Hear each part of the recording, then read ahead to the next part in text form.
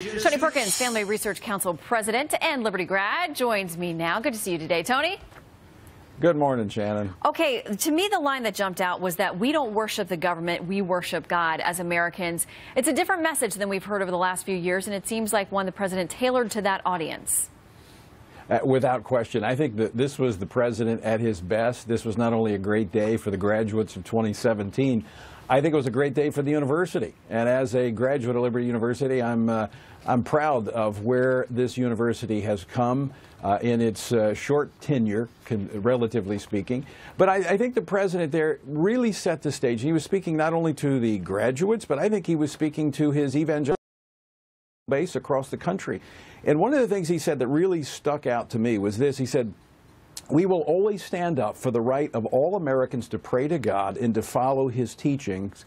America is beginning a new chapter." And when you look at what we've seen in the last 8 years, the hostility toward religious expression outside of the four walls of a church, I do believe we have begun a new chapter in American history. Well, he signed that religious executive order a couple of weeks ago, and there were people within the evangelical community who were disappointed. They said it didn't have enough teeth. It got watered down by people within the administration and possibly the Trump family who may not have understood its aims or thought they could be construed to be negative and discriminatory. What did you make of the order?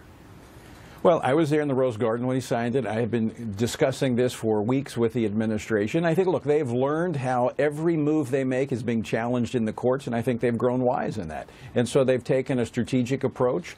Even so, most people don't realize that portions of that executive order have already been challenged in court by atheist organizations. But I think this executive order is just one of many examples. Look at the selections he's made to the court, to the Supreme Court, and to the lower courts. Look at what he has done on the repeal and replace of Obamacare. Pro-life provisions in there, defunding of Planned Parenthood. And look, his speech matters. The rhetoric is not just pure rhetoric. There's a record that he is amassing to back that up.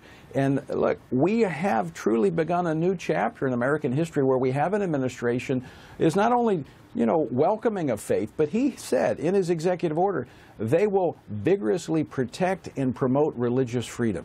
That is, I'm telling you what, for evangelicals, that's music to our ears. Well, and after the last few years of the Little Sisters of the Poor and the Hobby Lobby cases, I know for a lot of people, that's a different message that they wanted to hear. He also talked about being an outsider and how you should relish that opportunity. It was his message to the students, but it seems like it's something he relishes too, kind of stirring things up, poking people, and doing things in a very, very different way. Shannon, I think that's why evangelicals, in the end, were attracted to him, because while they may have a slightly different worldview, they face the same critics. And I spoke at Liberty last fall, right before the election, and my message was not very different from his.